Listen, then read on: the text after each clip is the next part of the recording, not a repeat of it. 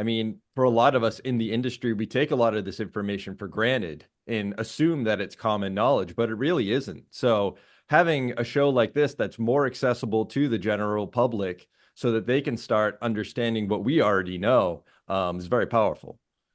Well, You I had know, that. the I ran up against that one at the History Channel. When we first took over History, there was a lot of criticism that we were showing shows that weren't really about history. And I thought, well, everything we do is about history. But what we did find was that it in how television is a wonderful means of expressing emotion. It is a terrible means of giving information.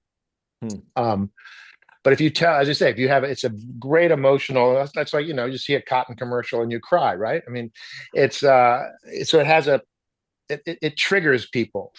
And the most successful thing we did at History was that it wasn't so much that we were just reciting like a historical encyclopedia. We just got people excited about history.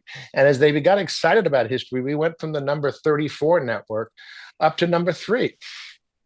And people knew you get them excited about American history, they go onto the internet and they learn about it. Here, if we get people excited about cannabis, they'll start doing their research. They'll come back to you. They'll find you. Rather than having to go to the conference, they'll be doing their own research because of their passion, and then they'll find you. Excellent. The other beauty about the show, a lot of people think that these entrepreneurs are just sitting back making boatloads of money. Yeah. Not true. They're fighting for their lives.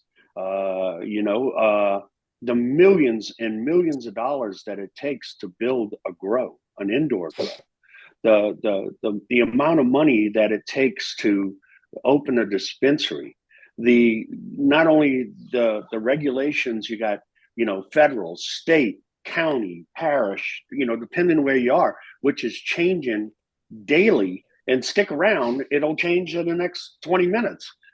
It's like, banks close you down for no reason, because we don't have safe banking in the industry.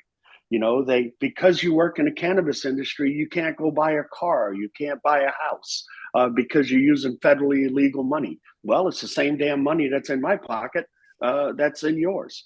I mean, the list goes on of what these poor guys, men and women in this industry, are fighting, and we touch on all of it in the show to show people that, hey, it's not all champagne and popping corks. These guys are actually busting their butt because they believe so much in this plant, they're willing to do this.